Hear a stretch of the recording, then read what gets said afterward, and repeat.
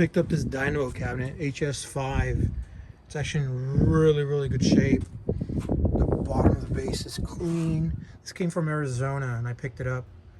And it looks like they converted it to MVS 4 slot. I don't know why. But it's just running one multi-slot game in it. And it's running a Wells Gardner monitor. So let's see how we can get this running. You can see where it used to be a Street Fighter machine right there.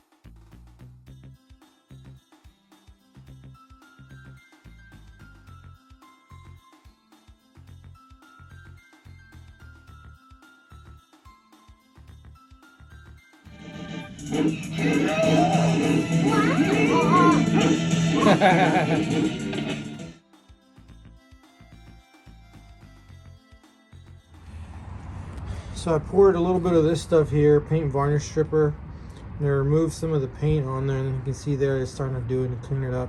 It won't be perfect, but this is damaged area that you can't replace. But there's a bunch of stickers here that I removed. You can see here. So there's a good chance I might be able to save some of this to make it presentable and keep it original. So let's see how it turns out. I used the paint stripper and got most of that dumb paint that they had used to paint over the control panel. Still got to go over it a few more times, but that looks a lot better. I got to do the bottom now too a little bit. I think the bottom's going to not be as good, but you won't really see it because you're going to be looking at it from the top. But it's original artwork. So I've got the RGB Pi in there. I took it out of one of my candy cabs just to test this thing because I had to go into the test to see the colors and all that type of stuff. But it had all the original MVS artwork stuff on it, and when I removed the decal, I ended up revealing this really nice Capcom original Capcom artwork for the control panel. So they drilled a hole there for that select button for the MVS. Regardless, I mean, it's really clean. I had to use a lot of Goo Gone to remove all the adhesive from the other MVS decal that was over this, but I ended up cleaning the buttons, cleaning the joysticks completely, and then making sure that everything was set up properly. I had to put these two spacers here to get the joystick to work properly because it was not engaging right. And so I did it to both sides, and now the joysticks are working where they should be. So I'm happy there. I still got to replace the entire button setup, and then I have to put the Capcom CPS2 kick harness on there. That way I can hook it up to here for the kick harness. I like doing this, that way I can kind of keep it original arcade hardware. I like doing that with all my RGB Pis. And so it makes it really easy to connect, like if it's an original arcade harness, as opposed to using the Chama harness, the little Chinese harness. But as you guys can see, the tube is really good shape on this thing. What I ended up doing is when I bought it, it had really bad burn-in for Neo Geo stuff, and it was just really bad. And so luckily it's a K7000 series chassis, so I ended up getting not a Sanyo, what is the other company? I can't remember the name of the other company. Sharp. I ended up finding a Sharp that's compatible with the K7000 25-inch.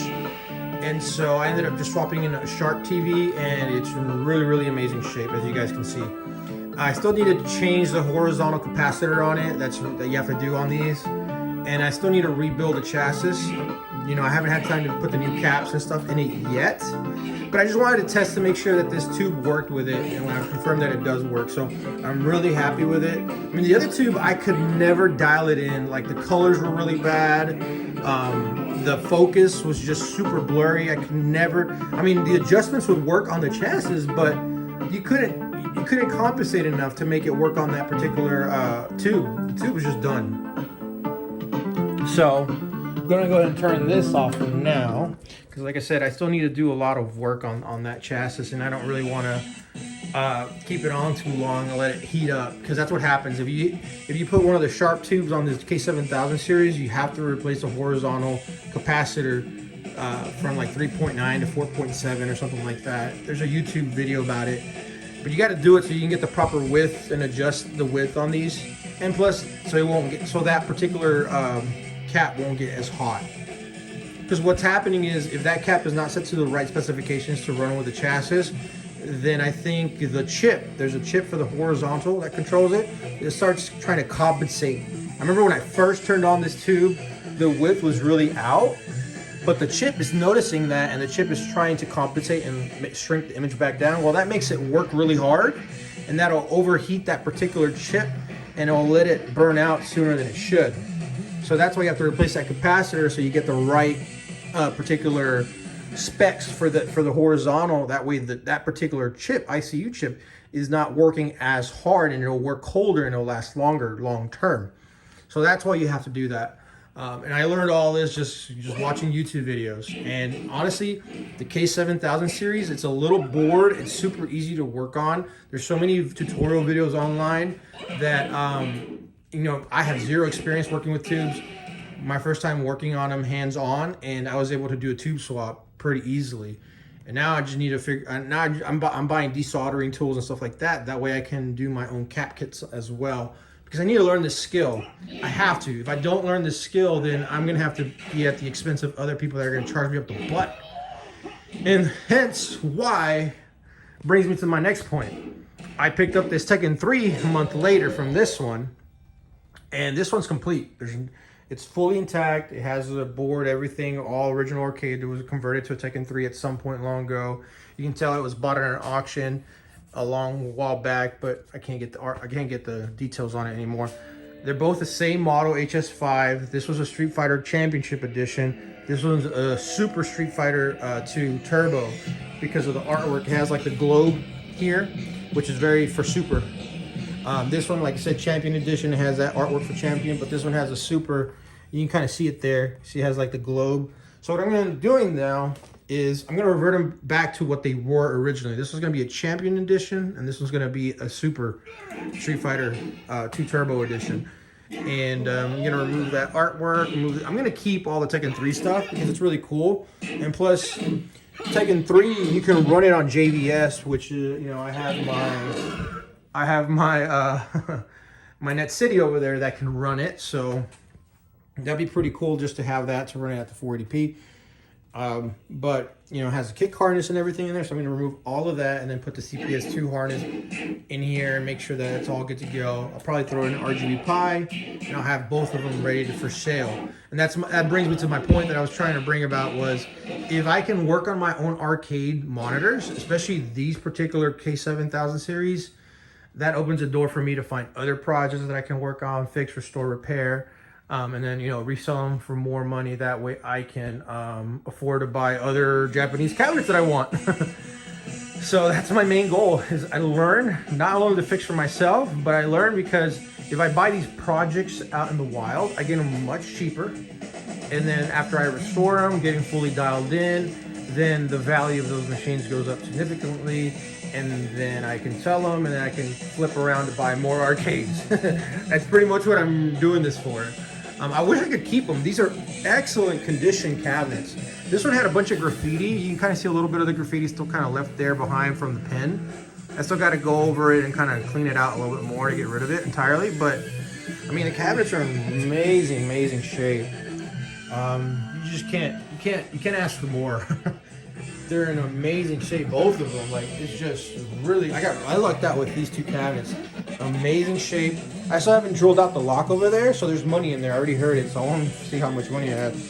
This one had about $3 worth of quarters in it. So, but yeah, that's the main goal. Like this one, I'm gonna go ahead and disclose how much I paid for this one. Well, you know what? I'm just gonna how much I paid for both of these. I paid $800 in total for these. I paid $500 for this one, and then I paid $300 for this one. Now, when I paid $500 for this one, I factored in the fact that it had a 4-slot MVS that was in here, and it was working. And those 4-slot MVS fully working go for about $300. So that's, $300 worth right there in value in just the PCB for that thing. So I kept that MVS 4-slot because I knew I was gonna have to have a double for my candy cab, my U4 candy cab that I have, stored away, that I'm gonna need that for in case one of my 4-slots ever goes down. And then same thing with this one. I got it really cheap for $300. The guy just wanted it gone. It was on Marketplace for $500 for quite a while actually, and nobody wanted to buy it. And the main reason nobody wanted to buy it is because he showed a picture of the monitor running, and the monitor was all bad, and it scares so many buyers away. So many buyers do not want to take the risk of buying a cabinet with a bad monitor because they don't want to deal with that. They want to buy a cabinet that's good to go, everything's been fixed on it, and that's when they're going to pay money for it, right? And so that's where I come in, because nobody wanted to buy it because the monitor is not working. But for me, I'm like, $300, it's great. This Tekken 3 kit here with the artwork and all the stuff here is probably what, $200, maybe $250 with all the kit, maybe I know the PCB board alone is about $100. But if I have the original marquee, the original move list for the characters, and if I have like the kick harness and all that, that's about $200, I think, right there. So I mean, I paid $300, and if I remove all the original arcade hardware, that's. And then I ended up finding, like I said, I found this tube for free, but I got this tube in the Marketplace for about $30.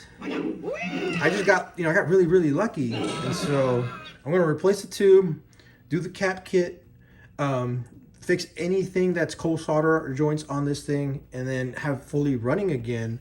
And literally the cabinets, they sell pretty well once they're all fully done. And then you have them themed out for Street Fighter and fully wired up for Street Fighter. I mean, people are gonna want that. Street Fighter is like really, really good. I love Street Fighter. I would have kept these if I didn't have my candy cabs already, honestly. Because these monitors are super easy to work on compared to the Japanese dyanamo stuff. That stuff, good luck getting that working, because there's no schematics for it.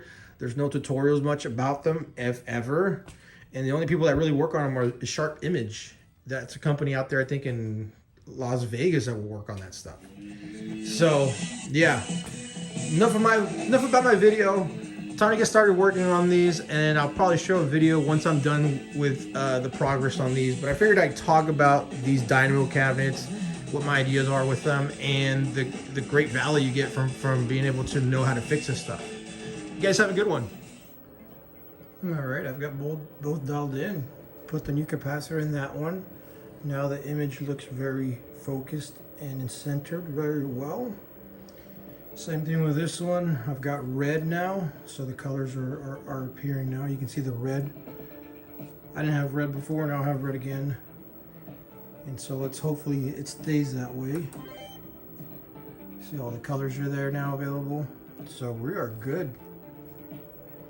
And we're good with this one too.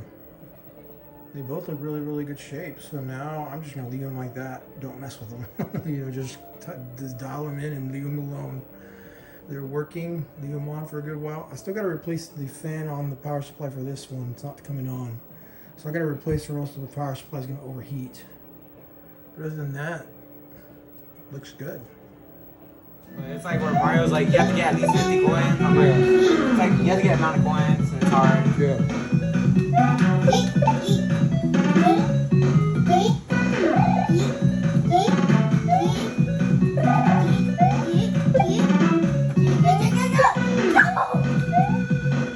Spin jump, too late. All right, they are done, guys. I can't believe I'm done now.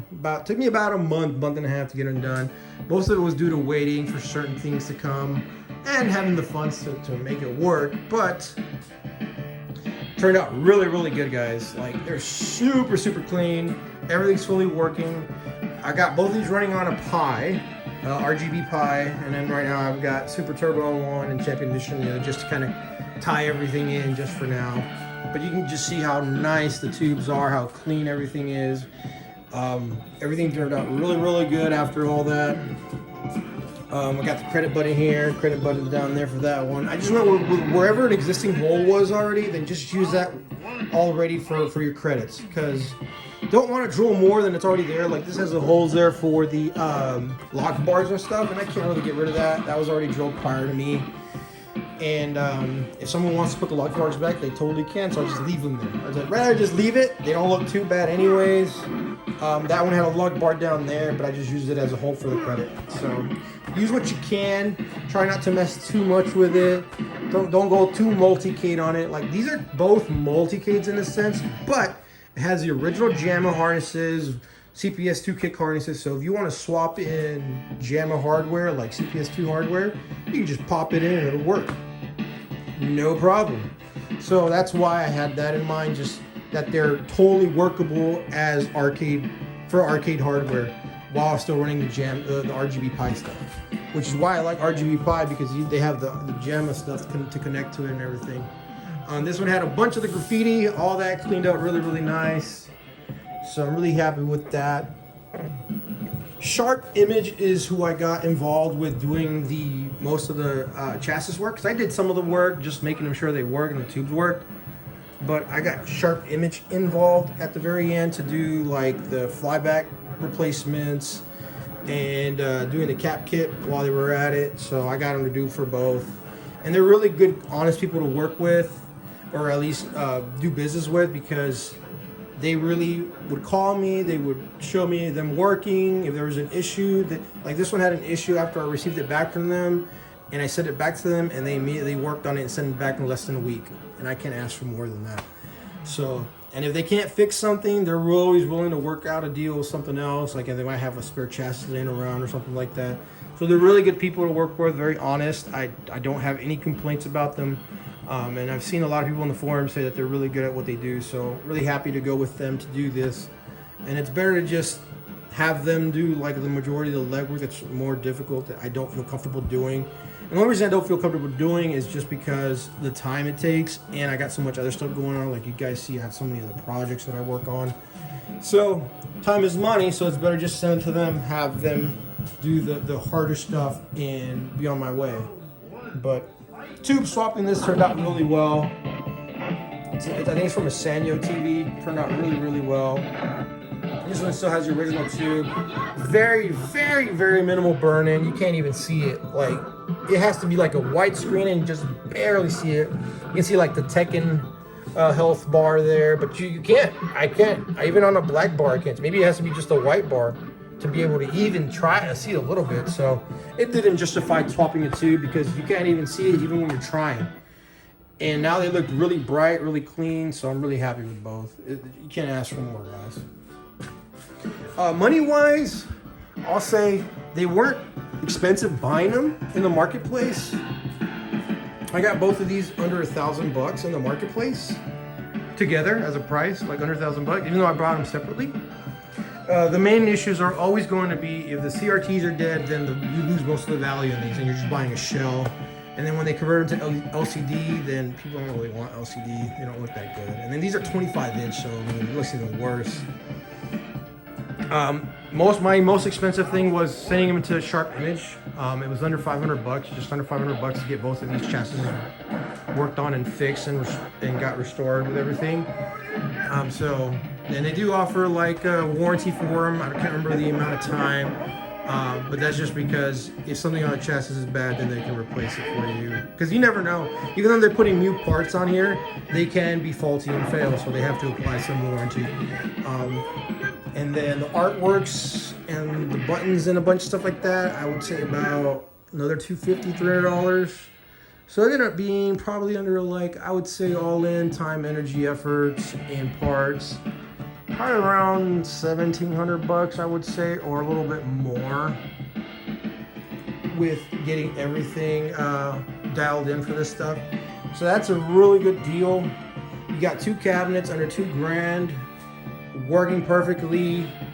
And then if you go like Arcade 1-Up, some of the stuff, it goes for what, like $600, $700, $800 a piece, and it's just like not gonna last. It's hot garbage, honestly. So you pick and choose, but I'm gonna always stick with the original arcade stuff. I cannot imagine going with Arcade 1-Up for any reason whatsoever. I mean, they have their function for people that have zero skills in working on this stuff, so I get that that's their market. But for people that can work on stuff like me, I don't have a reason to go that route. It's much better to go the route I'm doing here, where I find good shells to work on and restore and get running, and I get a much better arcade experience. Even though these are running an RGB Pi, that doesn't take away from the fact that they play in really good. You can't feel any of the delays, stuff like that. There was always a worry about that. No, don't worry about it. I've had people that play competitively play on this stuff, and they can't even tell the difference. So it lets you know that these play really, really well. But that's it, guys. This is the video. These are gonna leave the game room already. Just finished them. Had the kids playing for a little while. They really enjoyed them. But I mean, I got the sit-down tubes here, so they enjoy that just as much. But man, I really regret not wanting to keep these. But I knew that when I got these, that I could not keep them. So these will be fun. They'll be in somebody else's game room that you'll be able to see. I'll share them. I'll share his channel and the link later on once he officially posts them on his channel, because he's also a YouTuber, interestingly enough. But this video will probably come out after he does his review on his side, just so I don't spoil it for his viewers.